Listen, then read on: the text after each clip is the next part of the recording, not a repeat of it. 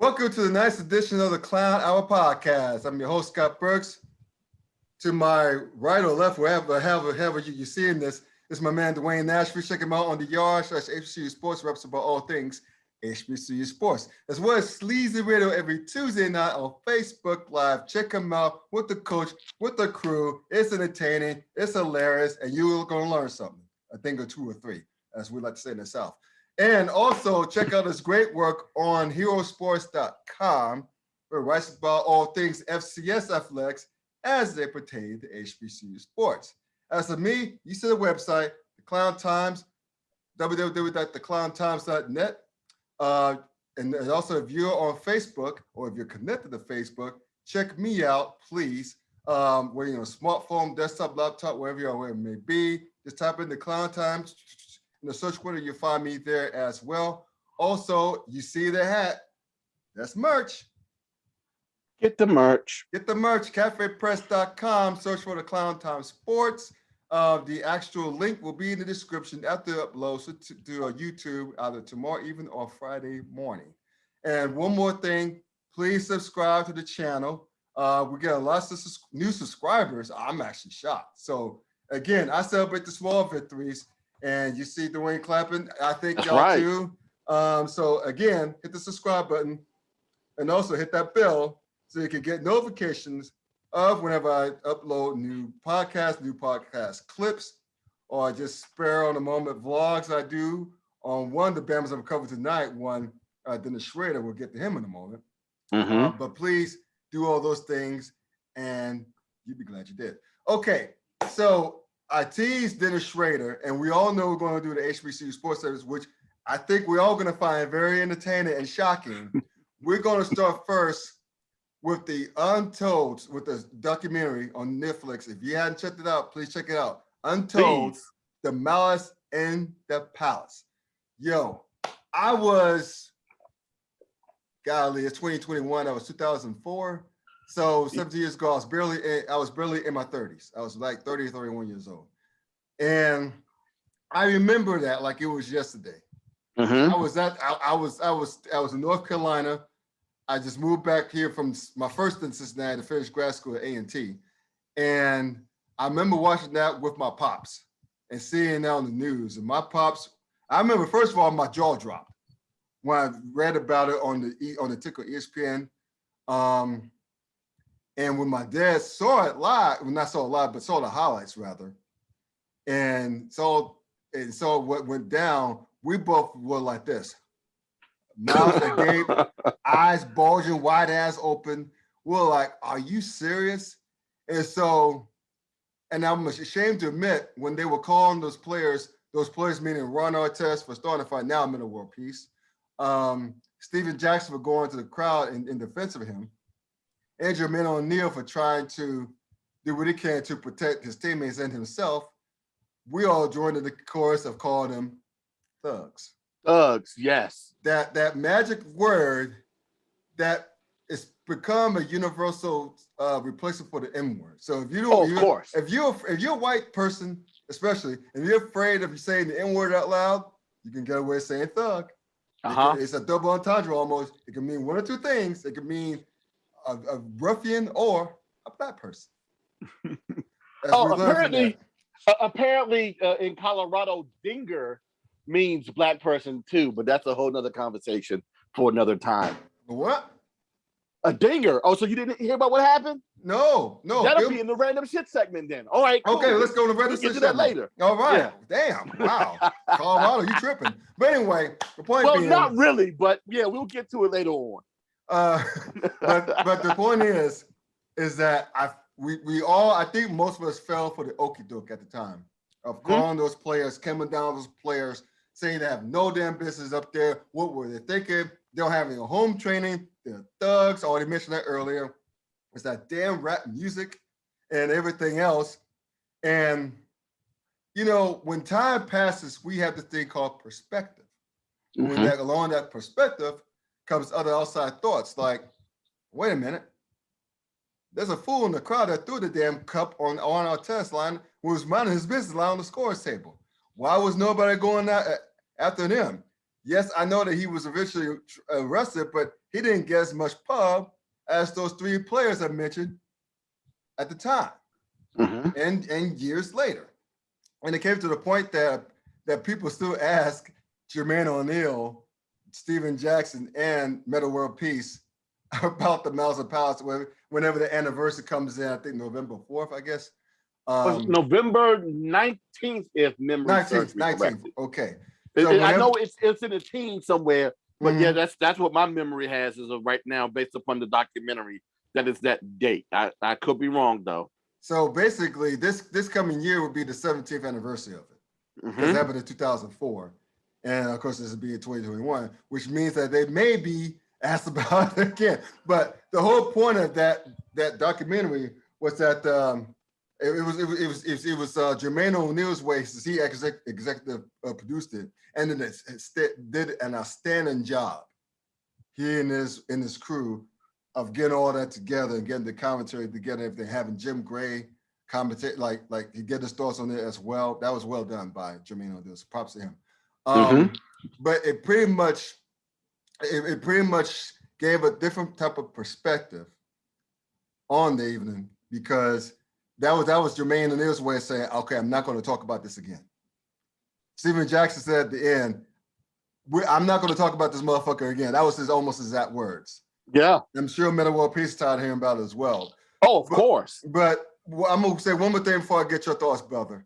I'm a Knicks fan. We all know that, which means that I have sports grudges against the Chicago Bulls, because of Michael Jordan, damn him, keeping my Knicks out of the NBA Finals all those years, as well as the natural rivals, the Boston Celtics, and the historical rivals being the Los Angeles Lakers. I have no love for those three.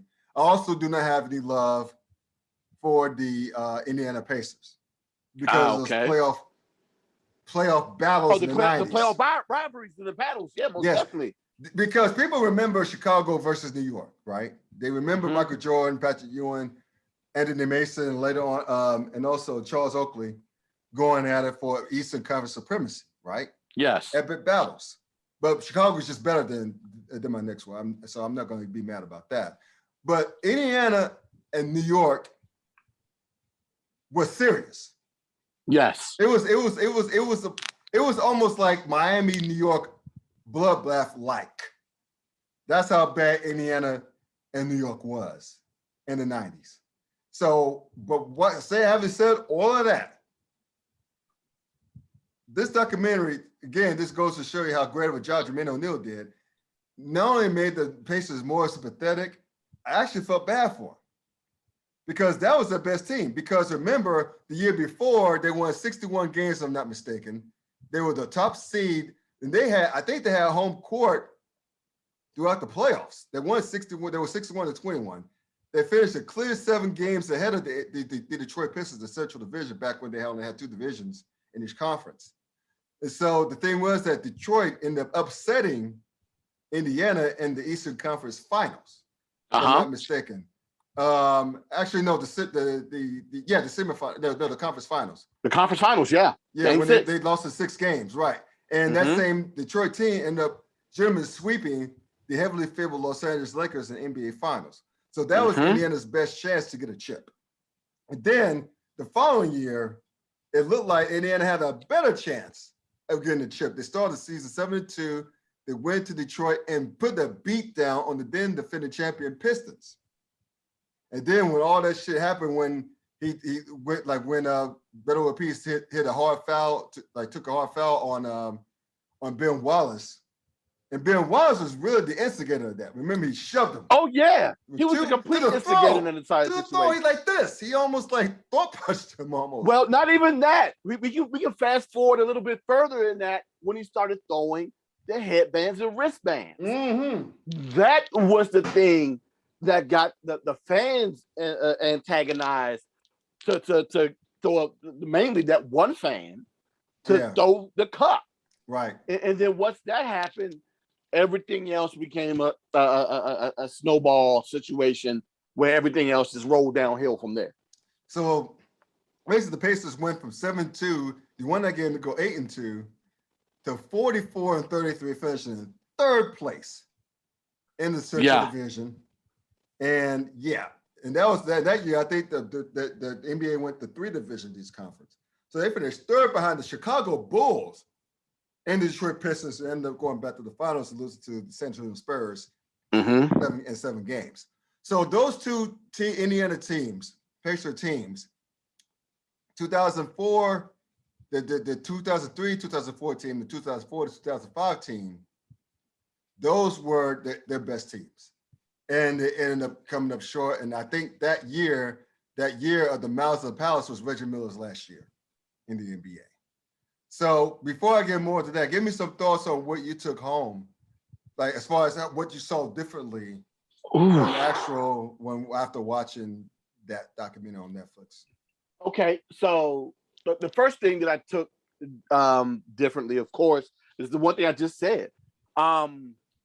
With Ben Wallace being the antagonizer in my eyes now of the entire situation. Right. But what we didn't know, and I can understand him being frustrated at the time because he just lost his brother. Right. But correct. He was still the antagonizer in that situation for throwing his head and wristbands at Ron Artest, which in my eyes led to that infamous dude throwing that cup at Ron Artest, which led to Ron running up in the stands. But even before that game, right? Weeks before the season started, matter of fact, it was a couple of weeks prior to that game, about a couple of weeks before the season started that year in 2004, Ron Artest asked the Indiana Pacers, basically asking for a mental health day, or basically some mental health days, yeah. But one, at that point in time, back in 2004, it's not looked at the same way it's starting to be looked at now, right? Right. Some 17, mental health. Yeah, right. Some 17 years later. Two, I'm gonna also say that Ron probably didn't follow that request with probably the best request afterwards, which was saying, I want to go work on my rap album. Yeah. And then, of course, before that game, I think it may have been the preseason or maybe the season prior. No, actually, I think it was the preseason where Ron asked to for some time away from the team to go to a friend's funeral, and he ended up at the Source Awards. Yeah. Another bad decision in essence, but I understand it was this way of getting away from basketball. There was a way for him to have that detachment from the game. But at the same time, I understand why people frown upon that, because they're like, oh, dude, you're just out there kicking it instead of just working. You need to be working. Right. But yeah, he really needed that time away, because if memory serves me, Scott, not only was he dealing with the anxiety, he was also dealing with the pressure, correct? Yeah. So, you had that combination, and the fact that the team doctor actually, he had a psychologist or a therapist travel along with him. Yeah. He really had issues. But once again, mental health most definitely not looked at the way it's looked at right now. And even right now, it's still looked at with a questioned eye. Yeah. See Simone Biles. See exactly, right? Naomi Osaka and their reaction from the right, by the way. But that's another show for another time. Yeah, this is all stuff that just happened just a couple of weeks ago. Yeah, so it is what it is. Yeah. Fast forward to that day, go to that game. Of course, the Pacers who were on the team the prior year, that remember them getting eliminated. Of course, they were frustrated and they still had that beef with the Detroit Pistons. Yeah. And you know what though? God, I will also say, because I didn't realize that this happened too. Ron Artest went into that game with bad intentions, though. I will say that. When Jamal Tinsley said towards the end of the game, "Hey, yo, Ron, you can get that foul now." Right. Jamal Tinsley. Yep. That's right. So, God, I don't necessarily, with me blaming Ben Wallace, I don't want to excuse completely Ron Artest in that situation. Of course. I don't.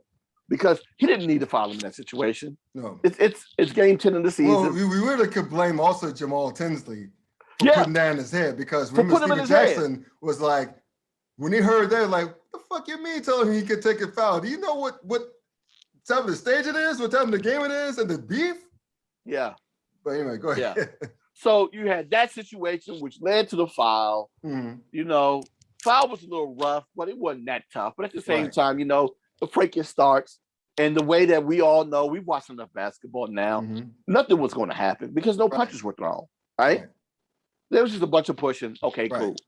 Once the situation started to die down, and then when Ben Wallace threw his headband, still no punches were thrown. But at that point in time, oddly enough, I take that back. I don't fully want to blame Ben Wallace, but I'll say this. Ben throwing the headbands unfortunately made it okay for the fans to decide that they were going to throw things at Ron Artest too. You know, yeah, he looked a little nonchalant laying on the timekeeper's table, but according to him, that was a method that he was taught to help him diffuse the situation. Right. And it was working until the infamous cut. Right. Now, the other things that I didn't know about, the lack of police that was there. Yes. You know, the fact that the Pacers, not to say that it was set up, but the point is that was a clusterfuck all around. Yeah. It was like 15 on 20,000. Yeah. Yeah. Oh yeah. And the fact that there was no security, no police. No. You know, it was oh my God. Have you ever seen an unsupervised room of children? Yeah. That's exactly what that turned into. Just a big mess, right? Just a huge mess. Right. But in this case, of the worst kind, because all types of things happened. Ron went into the crowd, grabbed the wrong dude, mind you. Grabbed the wrong dude, and then of course, they're fighting Artest because of course now he's in the stands. Steven Jackson doing Steven Jackson things that I'm not necessarily mad at because he was just going up there and protect his teammate. Correct. So he went up there and he got into the situation. Then of course the fracas spilled his way there to the floor. Your boy decided, who they actually named in the documentary, decided he was going to walk onto the floor and have his teams back. Yeah. He came up like a bigger moron than he was back then. Yes, by saying right? that he came against us, the loyal fans, like, motherfucker, you went on the court. You went on the court. He had so many years of perspective. Hopefully he was talking about what he felt back then instead of how he feels now. Because if he's saying how he feels now, he's a bigger idiot than he was back then. He talked about how Jermaine O'Neal sucker punched him. You know what? That's right. He did say that. I don't care. Yeah. He said it was a bitch move. You came on the court. I don't care. He called it a bitch move. That's right. So yeah, he's a bigger idiot now than he was back then. Yeah, I just find it funny. Yeah. Not only was he already getting up right before, he was getting up right as Jermaine O'Neal was punching him in his face. Yeah. But had Jermaine O'Neal not slipped, he would have killed him. That punch would have been a whole lot worse. He would have killed him. Kermit Washington wouldn't have had nothing. No. On that punch. No. Because Reggie Miller called it the best miss of Jermaine O'Neal's career. Because if he came like this, that bigger dude as Jermaine O'Neal was and still is, he looks like he's still in good shape. So as big as he was at the time, coming like this solid on his foot and his footing to a runt like that, Klown, flush like that. Who didn't see it coming. Flush. Yeah. It'd been over for that dude. It would have been over for him. It would have been over for him. Seriously. Oh my God, dude. So and he fucked him because it fucked him up while slipping. Yeah. While not having his feet underneath him. So if you fuck him up with not having your feet underneath him, imagine would have been like had he had his footing. Oh my God. Woo! And he didn't, like you said, he didn't see it coming. Those are the worst ones. Yeah. Don't see it coming. So, you fast forward a little bit more. You got the incident where the police officer runs into the court and attempts to mace Ron Artest. And if it wasn't for Reggie Miller being there, it would have happened. Yeah. And the cop lying said, "No, I didn't even have my mace out." No, we saw the tape. You saw you had it. And then the fact that you said you didn't recognize Reggie Miller. What, the only way you want to recognize Reggie Miller, who is 6'7"? Yeah. 6'7" with a suit on? And even still, at that time, was a face of the NBA. Yes. The dude's 6'7". He got a suit on. Yeah. Chances are he's not a fan in the stands. Chances are he's a player or a coach. Right. And so Steven even if Jackson, you don't recognize him as Reggie Miller, yes, which he has one of the most recognizable faces in the league, exactly, of the NBA, the big ears and everything. Yeah. I mean, exactly, the green right? eyes, the light skin. So I mean, Steven Jackson called bullshit on that immediately. Remember he said, "You don't know who Reggie. You may tell me you can recognize Reggie Miller? Come on now, and you work in Detroit? Come on now. Yeah, I didn't arch believe rival. it either, Come dude. on now." But yeah, so that's just another thing. And then of course, the players are leaving out and they're dousing more soda and condiments and popcorn and everything on the players and everything. So, and then of course the fight that broke out in backstage between Jermaine and Ron, which I understand. Yeah. Now based upon the stories told about the two guys.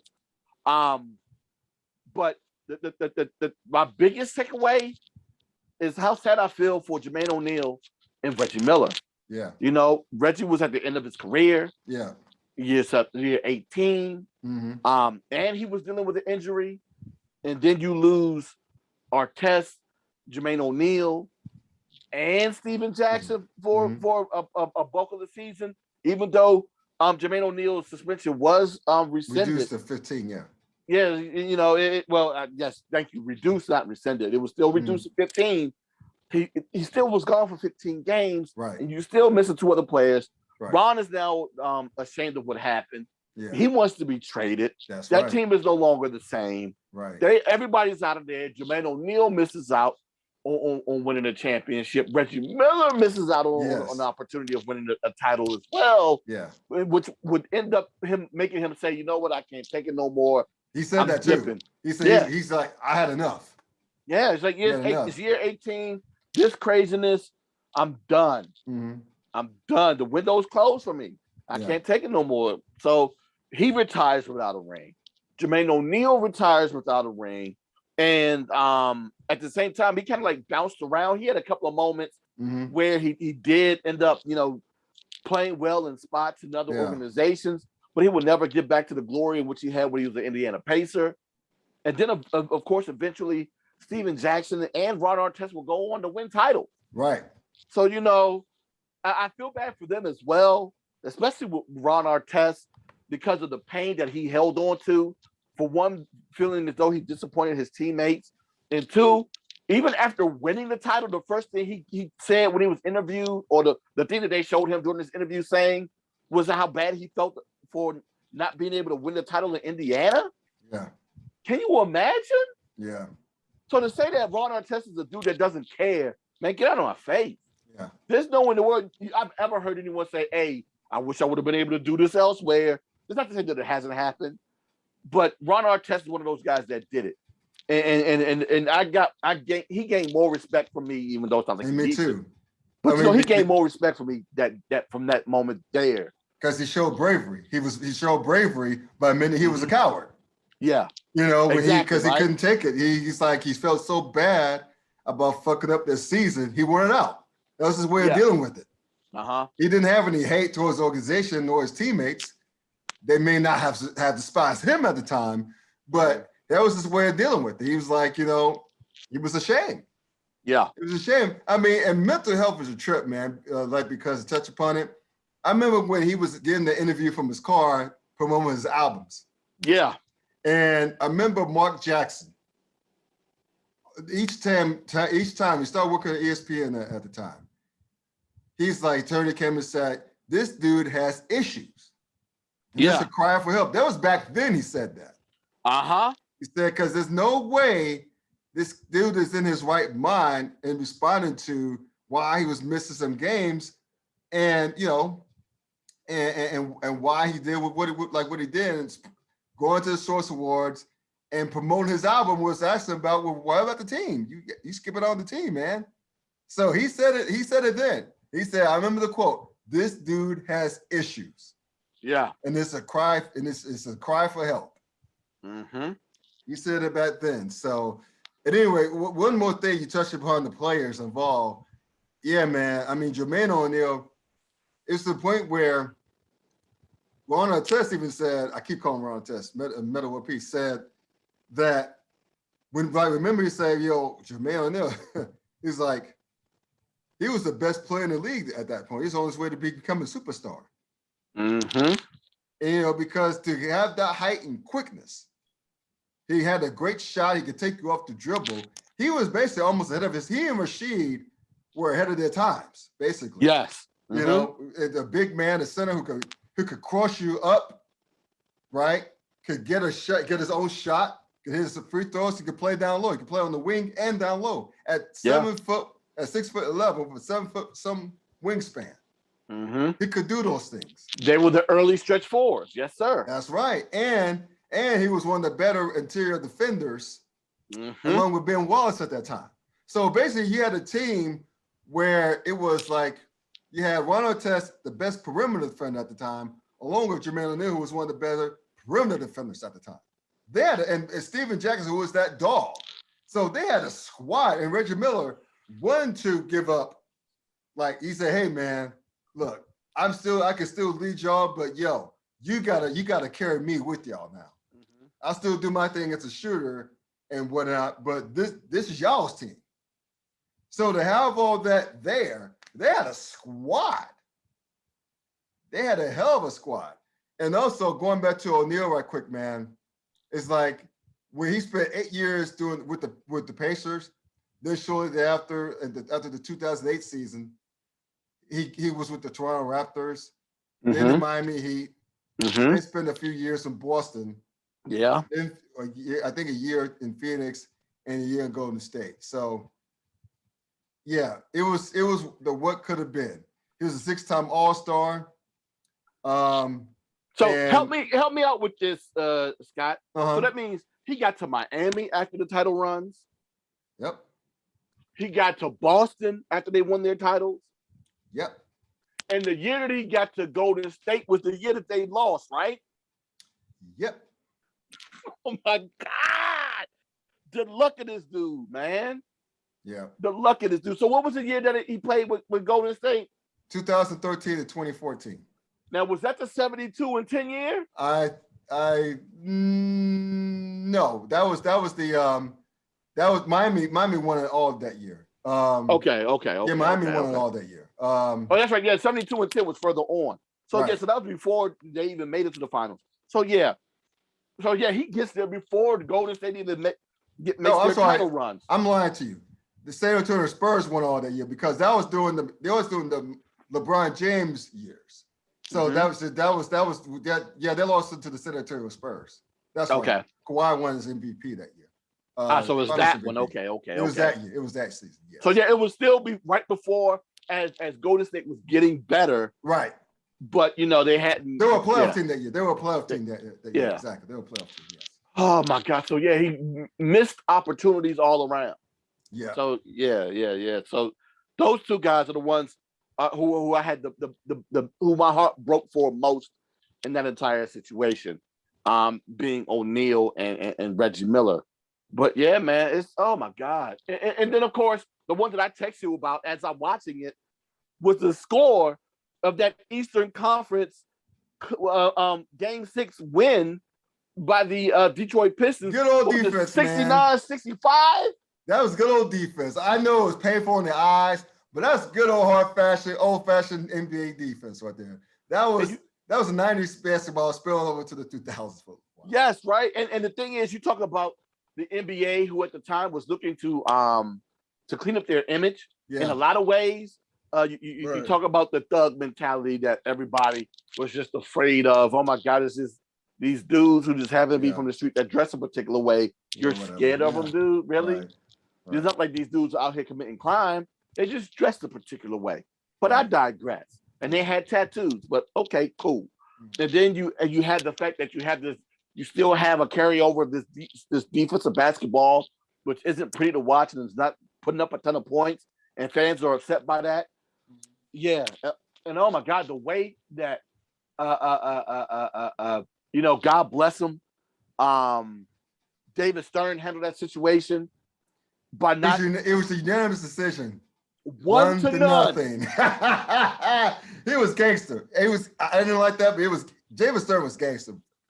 Rest in peace. it was gangster, but it was unfortunate because, Right. unfortunately, he didn't review the tapes. The only stuff that he saw was, like, just like everybody else said, the edited footage that kept airing and on repeat on TV. Right. That everyone else saw, that had America and the world had this ideal about the Detroit Pistons and the Indiana Pacers, that these guys were thugs. Right.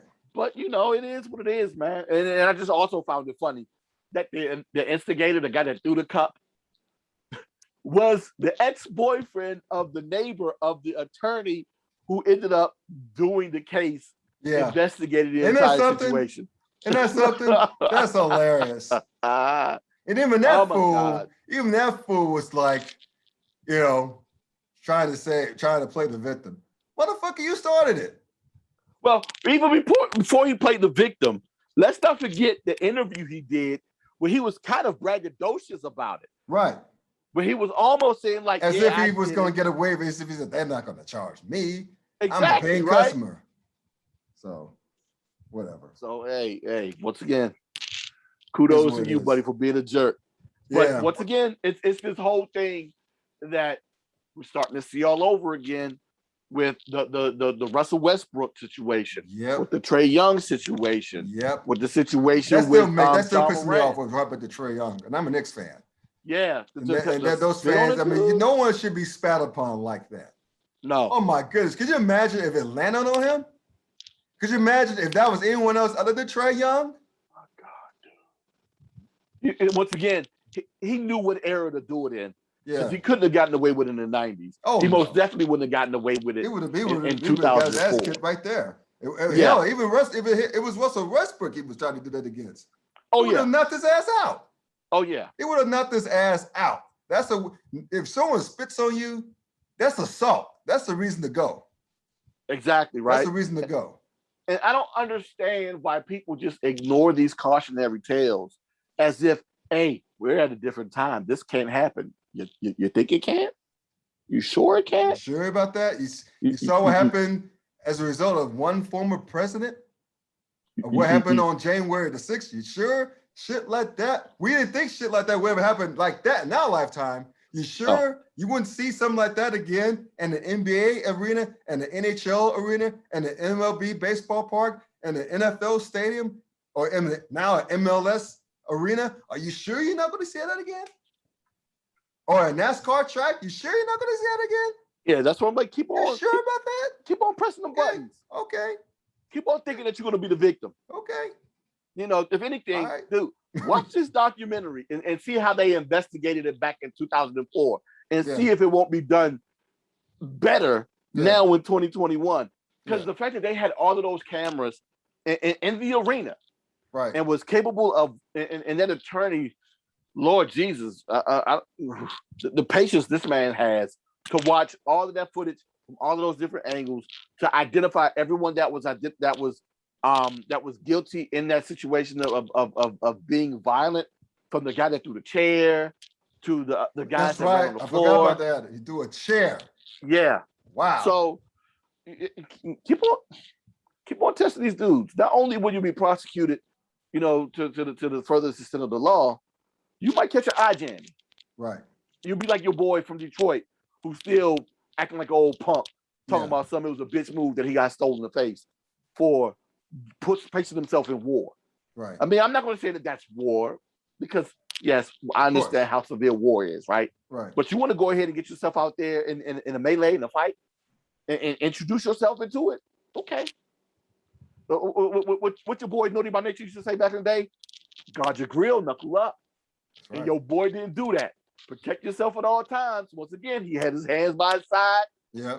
And got rocked like Flair Flintstone, boy. Woo! I like it. I'm about to watch it again tonight just to watch that part, boy. Man, I'm just saying, he better be glad that bitch, Jermaine O'Neal, lost his footing.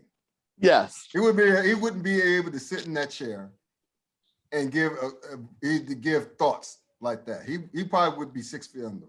And I'm not exaggerating by saying that. He would have again. For Jermaine O'Neal to not have his footing, slipping, and still cold cocking the dude, to the point where he has He was wobbling. They had to help him up. He was still wobbling. So that's from him losing his footing. Yeah. If he would have stood flush, firm footing, that man would have died. He would have died on the court. He would have died. That was God looking out for his stupid ass. Yeah. And he didn't learn his lesson, so it is what it is. But I'll say one thing, just to wrap that segment up to your point. Mm-hmm. Fans, look, I'm not condoning what the players did. They'll tell you to a man that they shouldn't have, especially Meta World Peace, will tell you to a man, you don't go up in the stands. Mm-hmm. It's not worth it. But I understand what they did. I understood what Jermaine O'Neal did to protect his teammates and himself. I understood what Steven Jackson did, having his boys back. Mm-hmm. I understood that because just put yourself in their shoes. You have one of your teammates go up in this, we see a cup come flying down and hitting the dude and go up in the stands, you see other people converging on him, you're gonna have his back. You may get your ass beat, but you're gonna have his back. That's a street thing. And then for those same fans to come down and converge on the Pacers squad, that was scary looking at that. Yeah. Years later, 17 years later. It was a scary scene. Then you had that Negro throwing that chair into a crowd that could have seriously done some damage. Mm-hmm. To have and then you see all those fans pouring all those drinks, throwing water bottles. Whereas I don't know if you ever got hit by a water bottle before, but if it's filled with water, those things hurt. Well, Scott, are you ready for story time? Since we're here? Please. Okay, story time. Story time with D Nash. Oddly enough, almost a year later, maybe almost a year to the month. I need to check the dates again, right? Here in the DC area, at FedEx Field, the football team playing against the Dallas Cowboys. Heated rivalry, right? Right. And I'm there with my boy, who's a huge Cowboys fan. I'm standing next to him, and I'm wearing all gray. So you can't necessarily identify what team I'm a fan of. Correct. But I'm standing next to my boy who's wearing a Cowboys jersey, and I'm also sitting next to two other guys who are wearing Cowboys jerseys as well. So you see those guys, and then me with this gray on, you probably think I'm a Cowboys fan too, right? Right. So Washington is down by 2, if memory serves me correctly. And we're down by 1, I'm sorry. Actually, wait a minute. Yeah, they're down by 1. And no, I think it's a tie game. It's a tie game. Dallas is driving, and they're within field goal range. So, and it's a chip shot, right? Washington fans get upset. They start to leave. This one dude yells out. Matter of fact, I think it's the dude that's standing next to me that I don't know. Oh my God, don't go nowhere. The game's not over. Where are you going? Please don't go nowhere. Oh man, why don't y'all stay? Just watch the end. Because of course it seems like it's destined for Dallas to win. Fan gets upset, decides he wants to throw a cup of beer at him. It bounces off him, splashes on me. I get upset.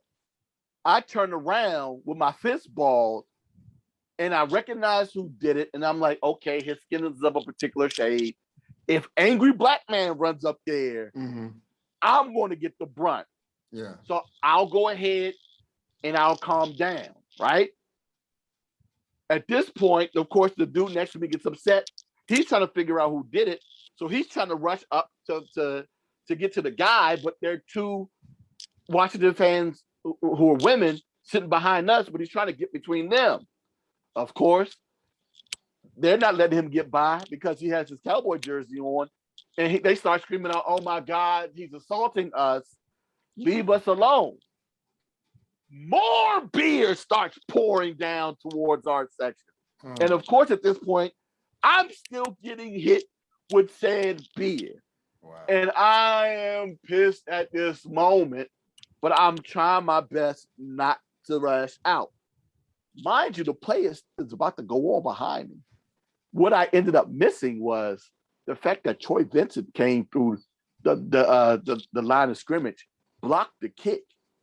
Sean Taylor recovers the kick, returns the ball to around the 50 or the 40-yard line, and the guy that tackled him grabbed his face mask.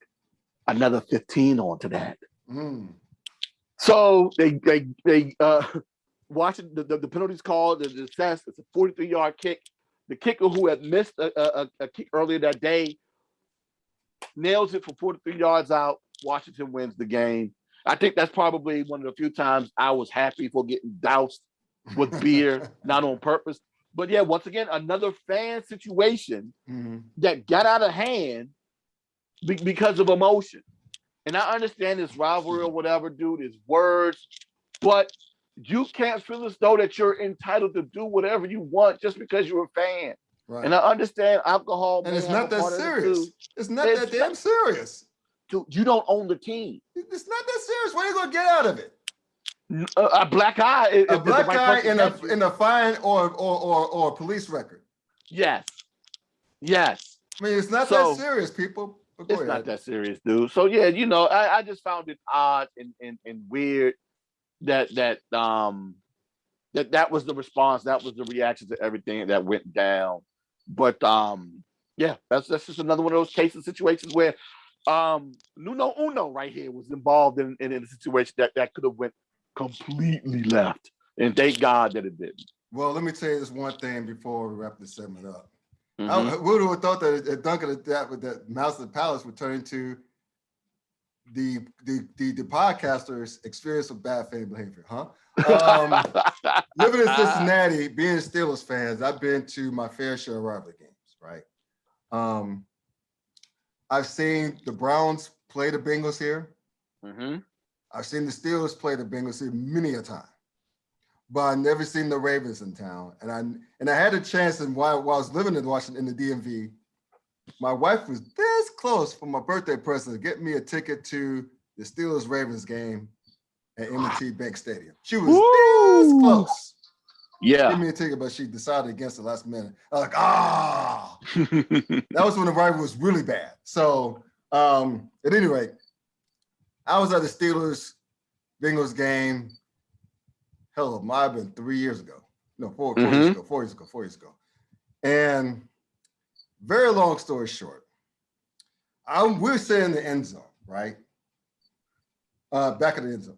And mind you, there's so many Steelers fans here. It was like a Steelers home game. Steelers fans travel. Oh, yeah. Anyway. Of course. But the Bengals weren't. There are tons of Steelers fans in this region.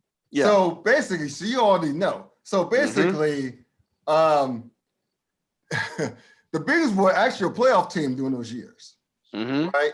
But again, combination of fan apathy, not apathy, but fearing the other shoe coming down because of one Mike Brown owning the Bengals. A combination of that and the fact that Pittsburgh travels really well, you have a lot of Steelers fans who live here and Browns fans who live here. It was like a Steelers home game. It was a sellout, but it's like a Steelers home game. But anyway, long story short, we passed it through. Everybody's cool. My wife's wearing her Bengals gear. I'm wearing my Steelers gear. Steelers fans were cool. Bengal fans were cool. So we're sitting there. Of course, it was a highly competitive match because they're arch rivals. No matter how bad the Bengals, even though the Bengals were good that year, they're arch rivals. If they're bad, they're arch rivals. But anyway, because they look at Pittsburgh as Big Brother and they hate Big Brother. They really do. They hate him as much as they do Cleveland. That's how bad it is.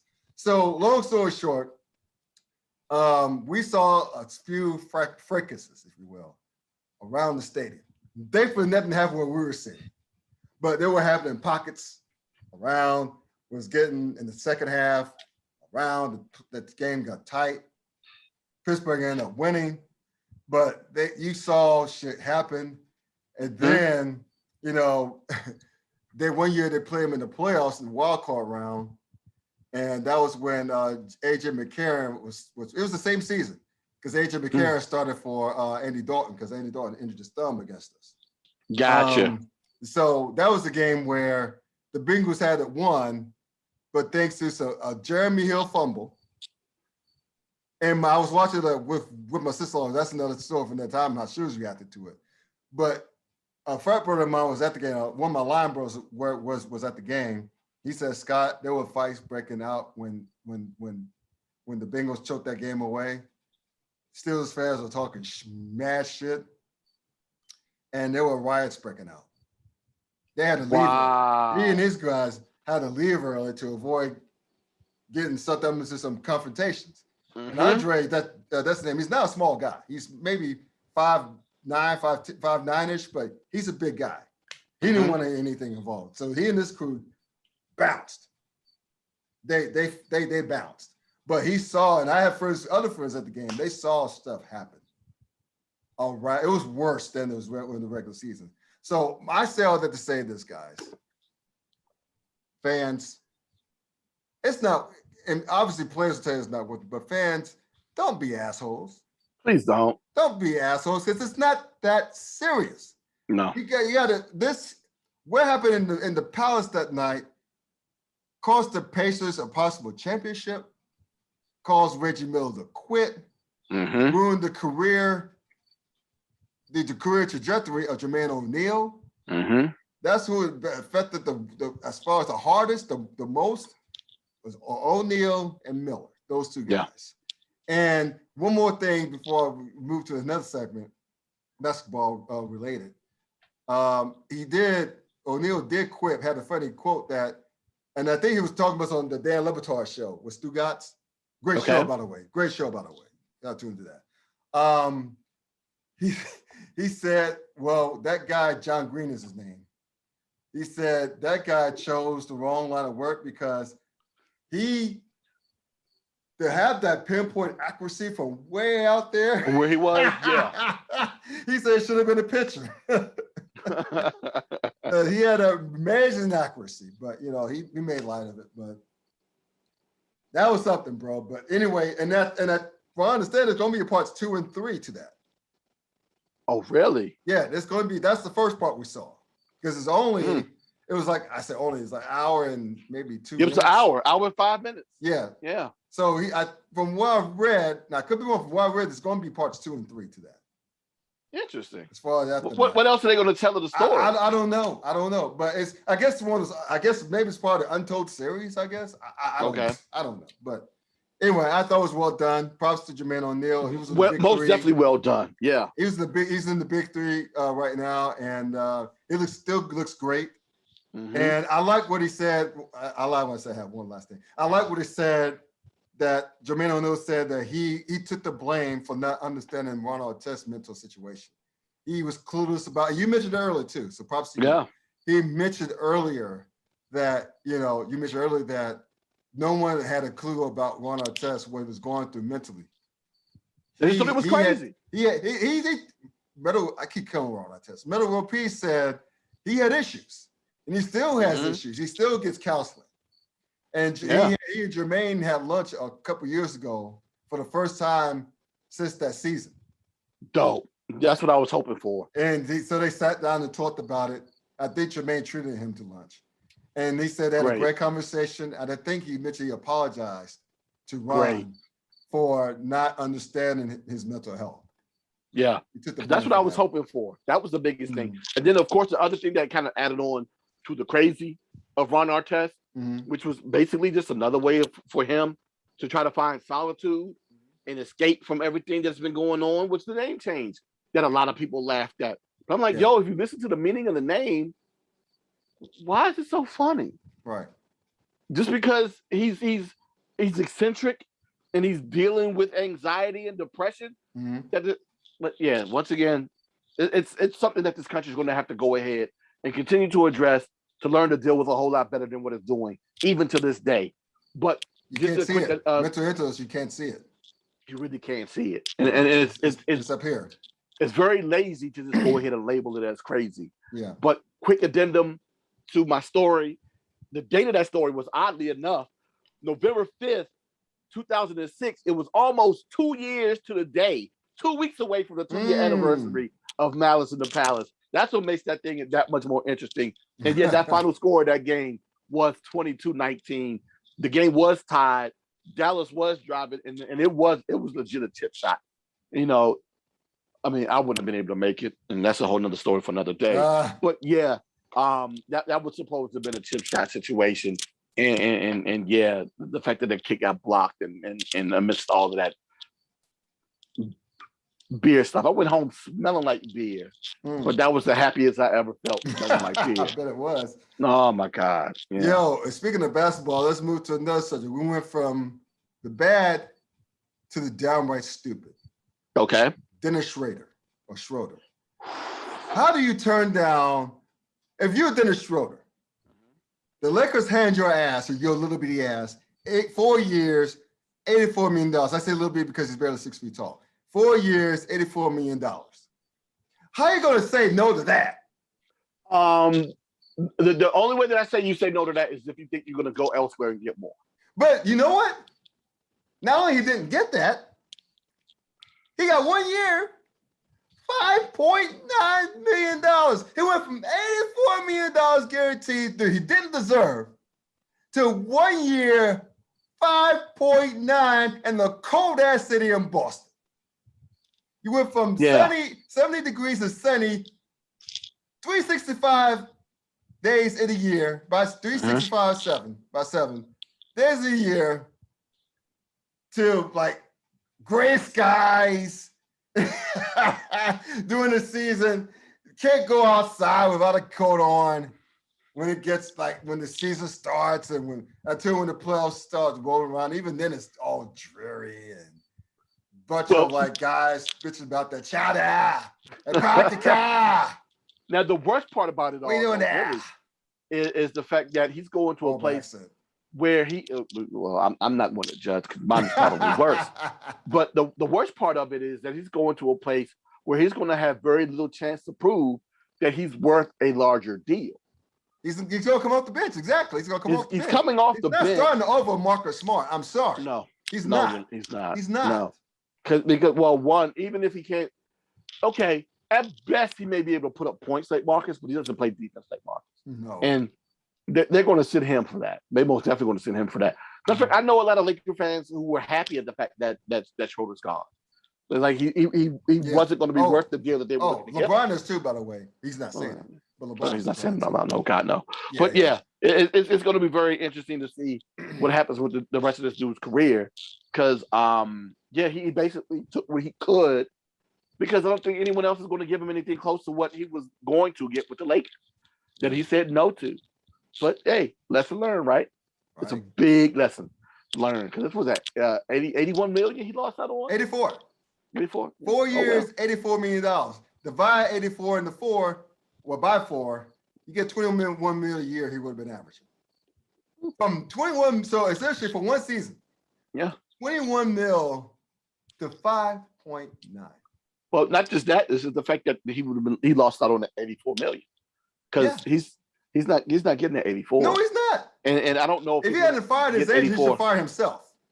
Yeah, because he's a fool. The agent works for the player, so he should fire himself. Yeah, he's a fool. He's a damn fool for that. He was gambling on something, and he took a chance, and he shot snake eyes. But speaking of the Lakers, I almost forgot about this. You just reminded me of this. My mistake. Russell Westbrook. Yeah, it's a Laker. How the hell is it going to fit with LeBron and Anthony Davis? None of them can shoot the three all that well.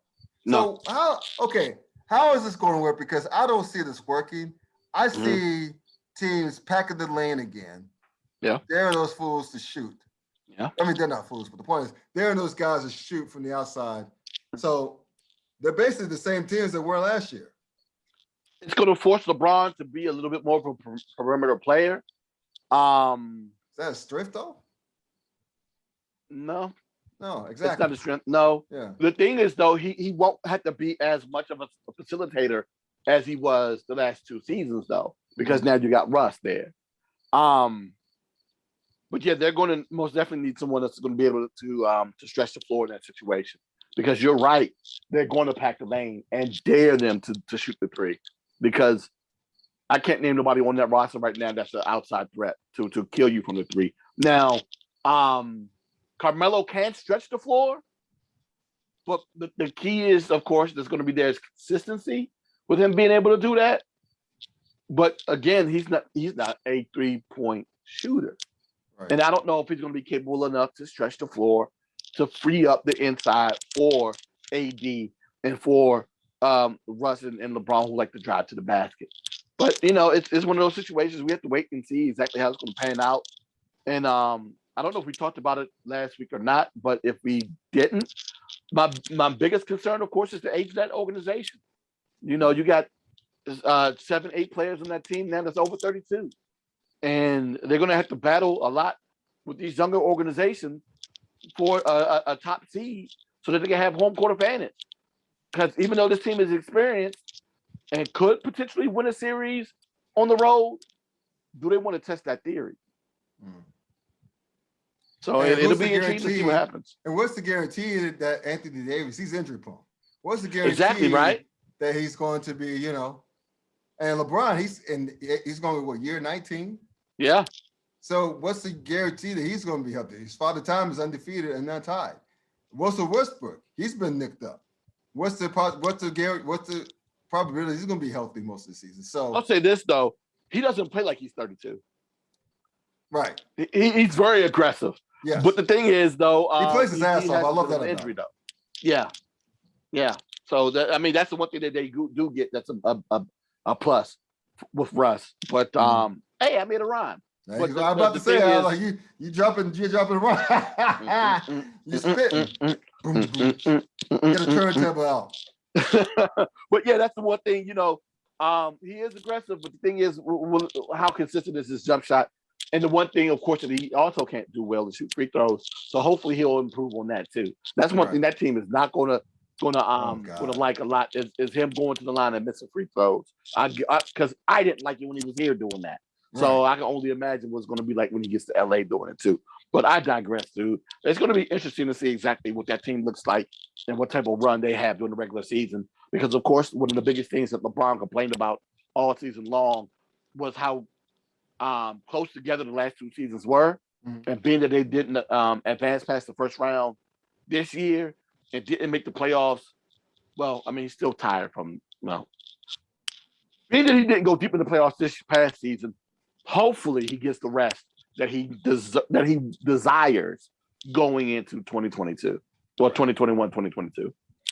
All right, which takes us to our HBCU sports segment, which is brought to you by no one. But we have some interesting facts you probably didn't know about.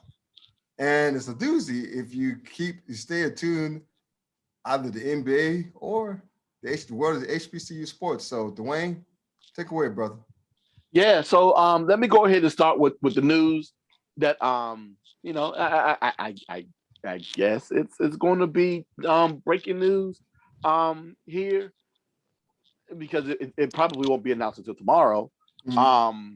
Which is that all conference running back Jermaine Martin, who has been basically on just about all the preseason teams and making all types of preseason lists and watch lists for the year.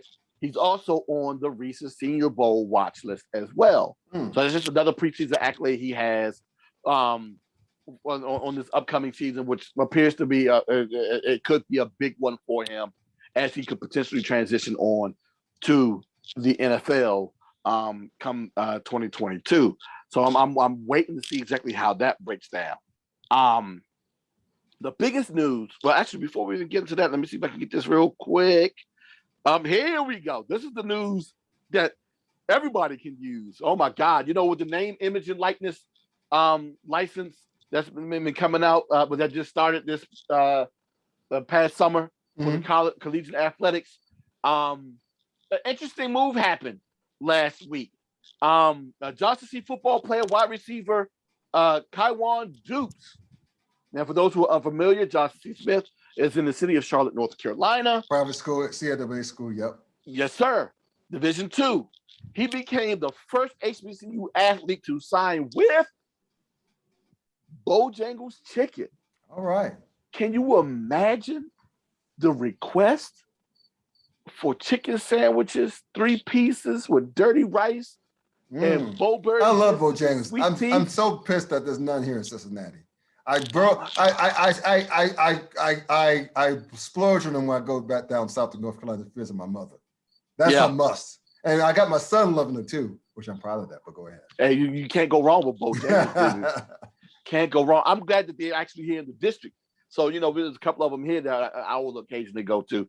But yeah, shout out to that dude. I know he's going to be harassed early and often on getting that hookup.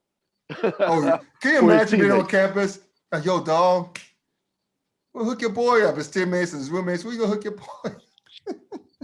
Let's go get the 3 pieces of sweet tea. Stop playing. Ooh. Come on, guys. Let's stop playing. Let's go.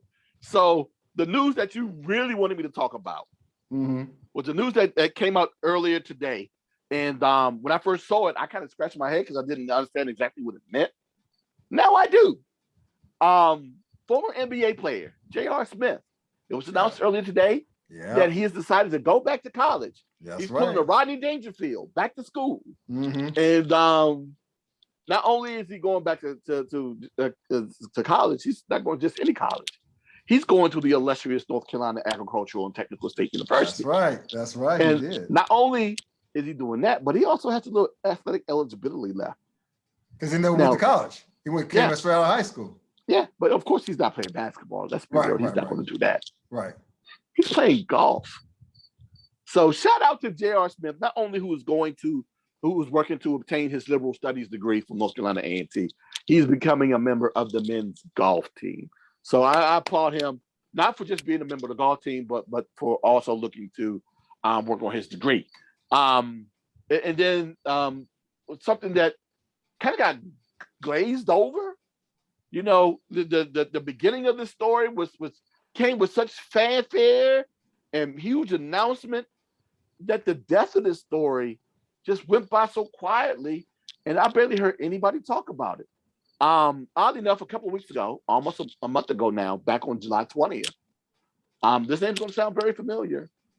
One McCord Maker announced on July 20th that he will be leaving, or he has left, Howard University to pursue a career in the NBA. Now, he's the one and done. Right. Even worse, I guess if you want to say worse, he only played 2 games. Yeah. Both were losses. And he didn't necessarily look that good in those 2 games. He basically left school because he got word from his assessment that he might be a 2nd round draft pick. For those who watch the draft like myself, you know that he didn't get drafted at all. That's right. As a matter of fact, he didn't even get selected as an undrafted free agent as far as I remember. Wow. I need to see what these rookie teams look like to see if there's a possibility he may be on one of those. But just this whole big fanfare of, a 5-star athlete coming to an HBCU, which I loved but was hesitant of, unfortunately has proven itself to be the reason why I was hesitant of it. I remember even when he was interviewed on ESPN's First Take and was asked by Max Kellerman, oddly enough, if the situation came up for him, if he wanted to leave early, would he? And he kept kind of brushing it off, saying that, I'll take the situation as it comes. Yeah, he took it as it came, all right. He came and went. So as much as I'm hoping the best for this gentleman in his future endeavors, I personally wish he would have worked it out at Howard. There were a lot of people that thought that it was a bad move for him to go to Howard. Yeah, and there were some people who thought that, if he wanted to go to an HBCU, maybe he should have gone to a better program. And I'm going to do that in air quotes, a better program in North Carolina Central or Texas Southern, because of the fact that they've been winning recently. But I just believe that, based upon what he said, that Howard was the best fit for him. And I don't want that to turn into, even though it's coming, What's that? People downplaying HBCUs as possible destinations for 5-star, 4-star kids. I'm hoping that it doesn't become that situation either. You know, it just happened to be the worst case scenario. I don't think he even spent much time on campus because, you know, of course, it's the period of COVID. That whole fall semester, he spent away down in Arizona training for the season. And then when he came to for the season, he spent a couple of months there then. But, you know, Howard's season was stopped short after those 2 games. And then they ended up just forfeiting the rest of the season. And that team never got an opportunity to really practice together, gel together, learn to play with one another, and get better as a team.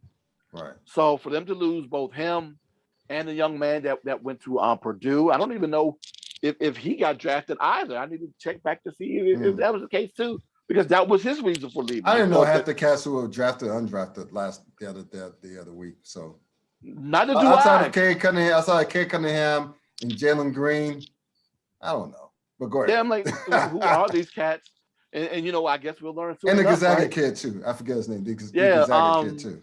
Yeah, I can't remember what his name is off the top of my head. But yeah, you're right. Those are the only ones that stood out because of what I saw from them during the tournament. Right. But, you know, I just really hope that what they went through does not become a deterrent for other star athletes that decide that they want to come to an HBCU. And then, two, this should be a reminder. Celebrate the kids that we do have. Right. That decide that they want to be here and play all, you know, 2, 3, 4 years of their career here at an HBCU. That was one of the things that I wanted that I kept trying to push out. Be happy for these guys coming, but don't ignore these other guys that dedicated their entire collegiate career that really wanted to be here. Yeah.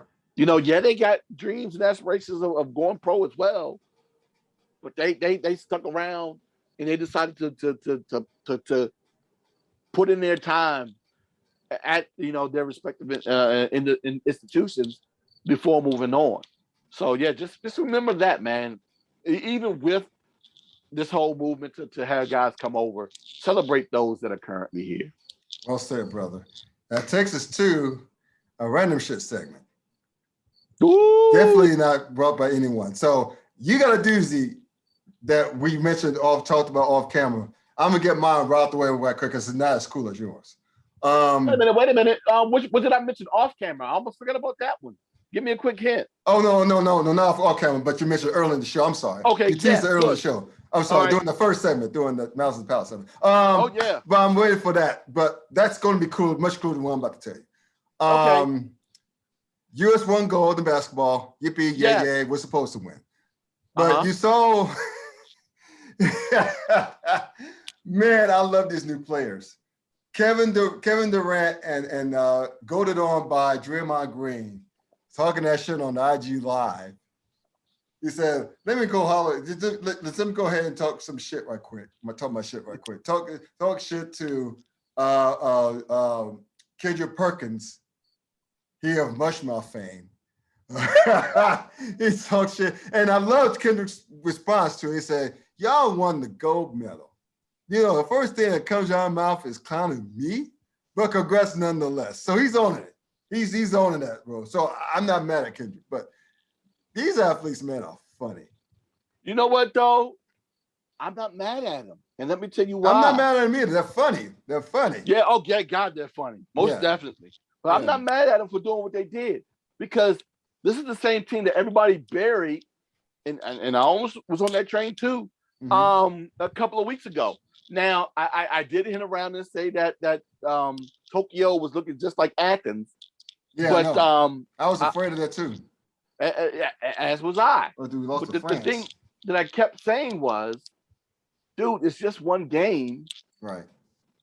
You know, let these guys try to figure it out. They got time, you know, and see where it goes.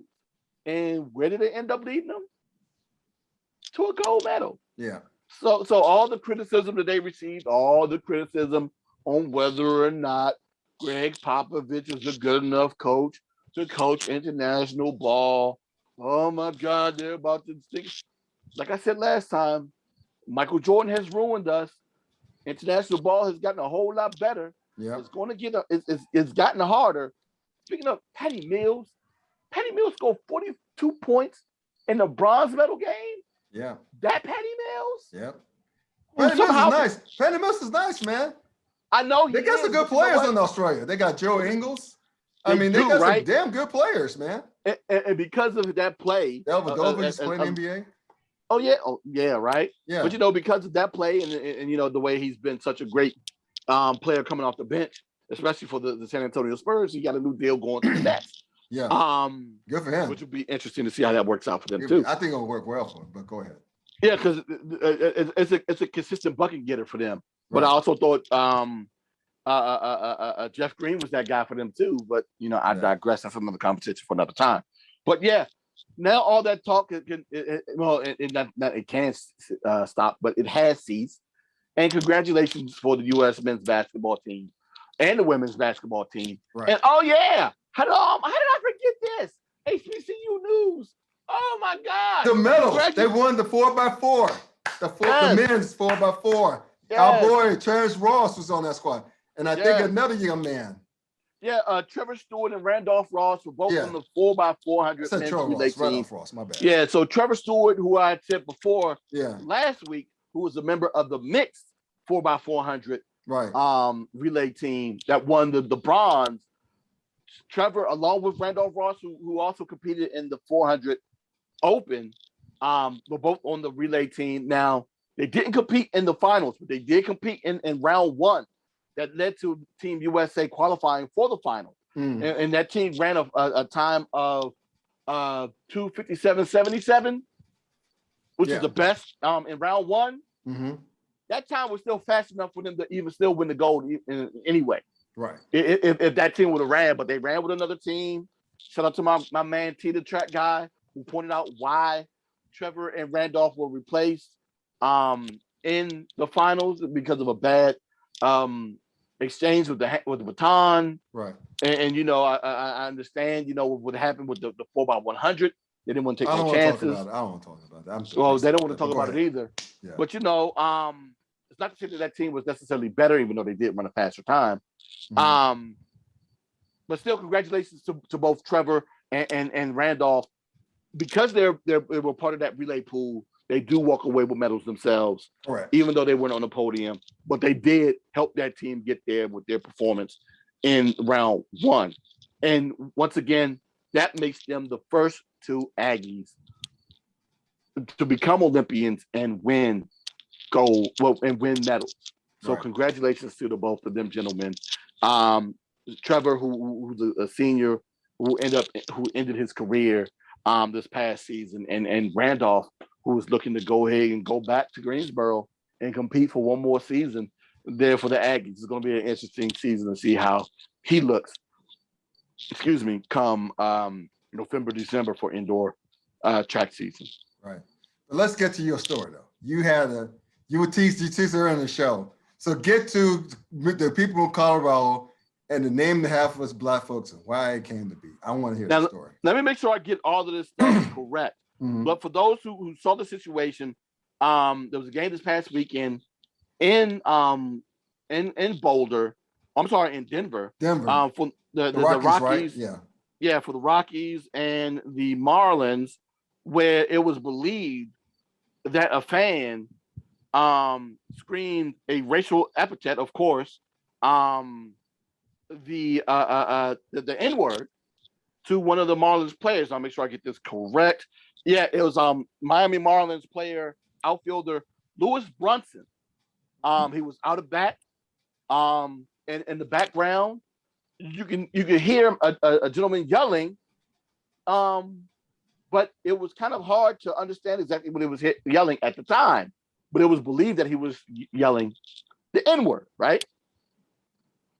Now on review,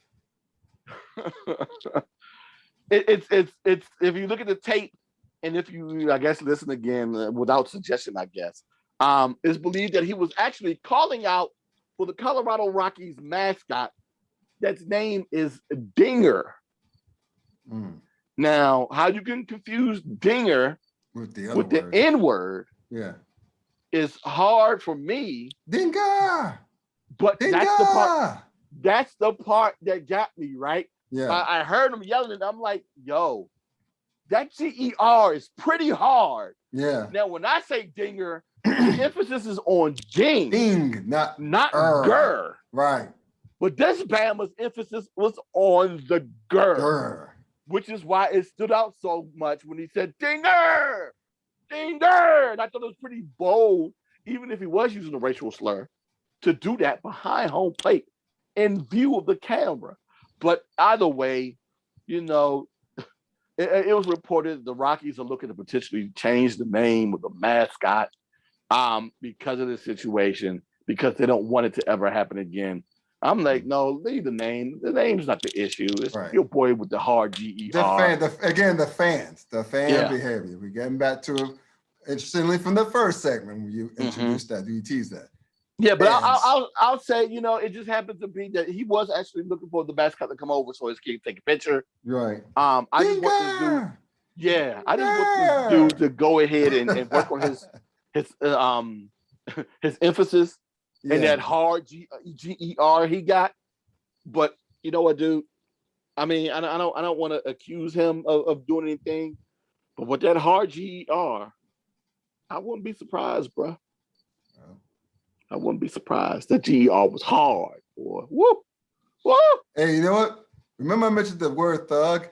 Yeah. Next time, especially if you're white, if you want to hide in public, in plain sight in public, say dinger, dinger. I meant the mascot, not you. That's about to be my new one. I'm gonna start calling people dingers now. Oh man. Anyway, on that note, man, let's wrap this show up before it gets off the rails. Thank y'all for tuning in to tonight's podcast. Please check out Dwayne's good work on the yards /HBCU Sports. We wrestle about all things HBC Sports. Sleazy Radio, if you're teasing on Facebook Live, check him, the coach, the crew out, please. You'll be glad you did. Get ready because we're doing our NFL preview starting next week. Football NFL season previews is here. The Preseason is here, baby. But it's right around the corner. I'm excited. I can't hide it. Coming to a soon, a podcast near you. Anyway, HeroSports.com. That's what I meant. HeroSports.com. Great work on this coverage of FCS athletics pertaining to HBCUs. ClownTimes.net. Get the merch, ConfederatePress.com. Search for Clown Time Sports. Get the merch. The actual link will be in the description when this video gets uploaded to YouTube either tomorrow evening or Friday morning. And also, please subscribe. Thank you for the subscriptions. Please subscribe, share, like, comment. Even if you don't like, if you think I'm full of crap, comment that. We'll have some fun back and forth. I love it back and forth. Dwayne loves it back and forth. Oh, you know I love that smoke, baby. HBCU Sports. We're going to have more of that this coming year. We know it. It's SWAC. It's where it's at. And last but not least, please wash your hands, wear a mask. Be safe out there, guys. Please, please, I beg you, please. I want to go to football games again without a mask. I'm tired of wearing a mask in 90-degree weather and big, thick humidity. I'm sick and tired of it. Please wear a mask. Please wash your damn hands so we can get back to and get vaccinated too, so we can get back to normal. Because we ain't scientists, you ain't scientists. I want to get back to normal, but man, look, just do that. And before I get too off the rails, see you on this week. Let me push us off the rails real quick. Yes. Oh my God. Oh my God. We need the Reverend Mumbo sauce on this one for this Bama here. My God, Lamar Jackson. Yo, oh God. How you catch COVID twice, dog? And still wondering if you should get the vaccine. That's what I mean. That's what I mean. Twice, and you still thinking about it, dude? And you're gonna messing up the Ravens season? Dude, be responsible. Kirk Cousins, don't mess up the Minnesota Vikings season. Be responsible. They're already thinking that that's possible even without COVID, but that's a whole nother conversation for another time. But yo, you caught it twice, bruh. Yeah. And you still thinking about it, bruh? Lord help us. Let me get off here before I cuss somebody out. Take care, guys.